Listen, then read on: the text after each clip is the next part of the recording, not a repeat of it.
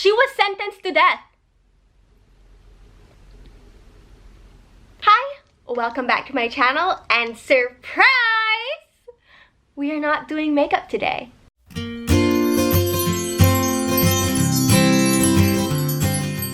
Once upon a time, a girl named Rihanna discovered YouTube and was once inspired to create her own channel. In that channel, she talked about a variety of things: makeup, anxiety, Disney, games, and more. Doesn't sound like this channel? That's because Rihanna has since moved on from that channel. However, 2 days ago, Rihanna stumbled upon it and missed creating content about her other passions.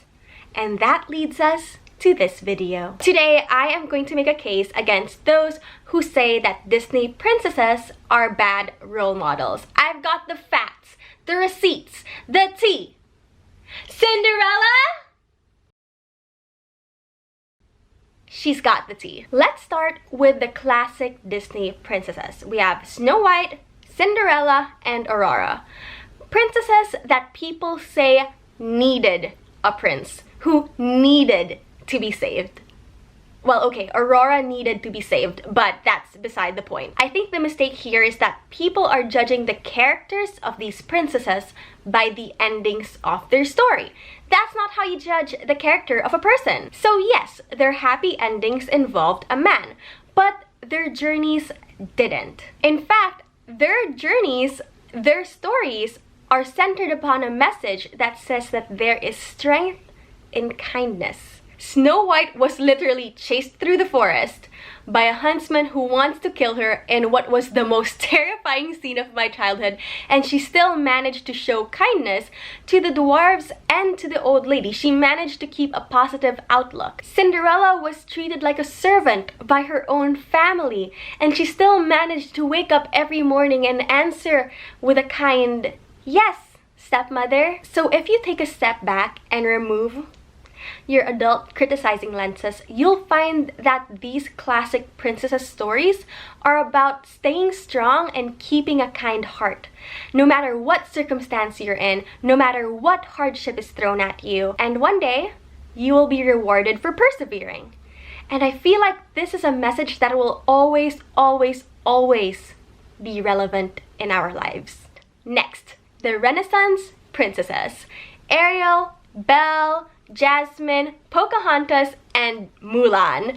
And I feel like these are the princesses that are most debated about, most talked about.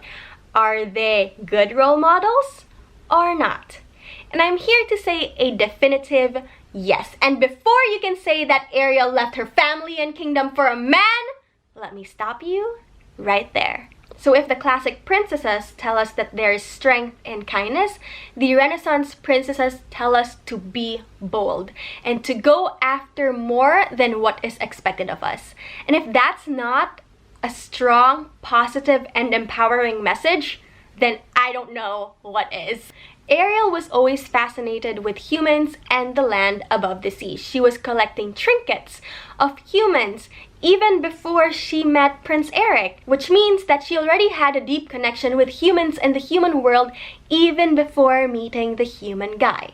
Okay? The guy is just part of the story. He's just a part of the story. He's not the story. The risk that Ariel took to become human was crazy. Downright crazy. Like, I'm not gonna deny that. It was crazy, right? But isn't that how life really is?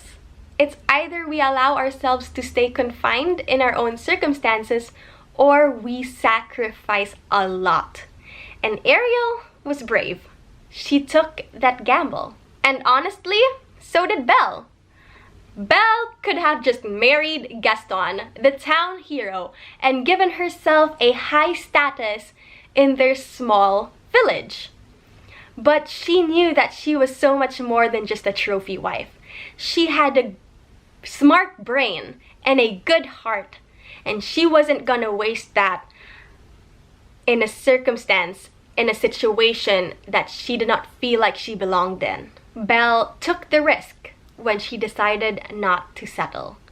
And that is the same risk that Jasmine took, actually, because she was expected to marry as her duty to the kingdom. But she wasn't gonna let her father or Jafar decide her fate or decide who she was going to marry. You could almost say that her disobedience, her risk of going out into the town and risking being caught, was what drove the plot. Because then, if she did not take that bold move, she wouldn't have met Aladdin. Aladdin wouldn't have wished to be a prince, and so on and so forth. You get the point. Aladdin wouldn't have happened. Pocahontas is a story of a female savage who refused to be treated any lower than a civilized white man. She even taught him about nature and life as she sees it. And in the sequel, Pocahontas 2, she takes it a step further and speaks out against animal cruelty in front of the British court.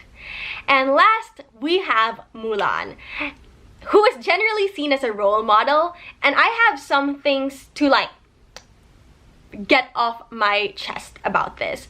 Mulan is generally seen as a hero because she saved China. But honestly, out of all the Disney Renaissance princesses, Mulan took the biggest and honestly the most dangerous risk. But we don't understand it that much because it's in the context of ancient China, and we're not in ancient China. Yeah, Mulan? She literally broke the law and dishonored her family. She disobeyed her father and ran away, which is unheard of in ancient Chinese families, and she lied to the government. We know what the Chinese government is like right now, right? Could you imagine how much stricter the Chinese government was back in the day? Like, she was literally sentenced to death. Shan just spared her life. She was sentenced to death. If we're talking about stupid decisions by Disney Renaissance princesses, you guys should be pointing fingers at Mulan. But you aren't. Because the message is clear. That some risks are worth taking. Some rules are worth breaking. If your heart is in the right place. The Renaissance princesses are saying, yes, be kind, but also be bold, be fearless. Finally, we've reached the revival princesses, the strong ones, the ones with superpowers. We've reached Tiana, Rapunzel, Merida, Anna, Elsa, and I am Moana! Finally, we've reached the era of you don't need a man to make it happen, or so we think, because honestly, the other Disney princesses really didn't need a man to make it happen. Except Aurora, she needed to be saved. And even if some men played roles in their stories, so what? Shouldn't it be about equality? Shouldn't little girls be exposed to honorable men that they can look up to as role models for the men in their own lives? Anyway, I was saying that the revival princesses stories are stories that subtly bring back the themes of the older princesses while adding and emphasizing on modern twists. I think that it's very important for me to repeat that these revival princesses are not changing what has been laid down by the former princesses. In fact, they are just adding onto the themes and the messages that has already been taught to us. For example, Tiana teaches us to go after what we want, no matter what the cost. Except this time, her story emphasizes on the fact that going after what you want is not just about risk. It's also about hard work. And she also adds a little bonus in there that when you go after your dream, when you go after what you want, it's okay to have a man in your life. It's okay to have a man as your happily ever after. However, he's not encompassing of that happily ever after. They're still your dream, they're still your goal, and your man must be supportive of this dream and goal that you have. And in turn, you must also be supportive of his goals and dreams. Very modern, very relevant. very feminist in a way. Now, Rapunzel's story also touches on taking a risk for what you want, but that's only the beginning of the story. Her story becomes a journey of true love. Now, past Disney princesses would touch on that theme, true love, but we never really know what true love is. It's kind of vague to us until Tangled came out and revealed to us that true love is a love that brings out who we really are inside. The way that her love with Flynn Rider revealed to her that she's the princess, and revealed to Flynn Rider that he's not just this petty thief. He's truly good inside, and his love for Rapunzel brought that out in him. I think that's such a wonderful message, you know, that true love brings out the best in you. And you might say, oh, it's just another story about love, but that's such a deep message. If you're with someone and they're not bringing out the best in you, or if you're friends with someone and that person isn't bringing out the best in you, say goodbye. Merida, Anna, and Elsa also touch upon the themes of identity and true love, how true love brings out your true identity.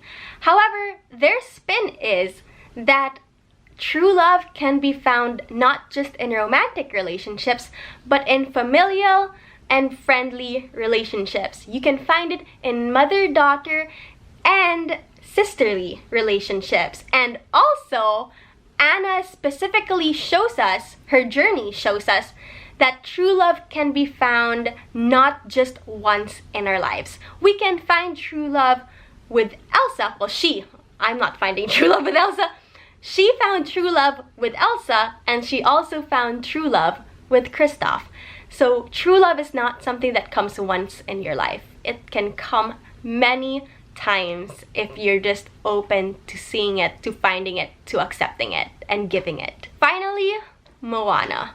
Moana brings us back, slaps us back to the Renaissance era. Our very last revival princess, as of now, is the complete opposite, yet so eerily similar to our first Renaissance princess, Ariel. And I don't think that this is a coincidence, that she is a land creature who has felt like she belonged to the sea since childhood. Just like Ariel, Moana, to get to the ocean, took a huge risk. Just like Ariel, she disobeyed her parents. Just like Ariel, she left her kingdom. But this time, her story doesn't just show us the huge risk and the reward.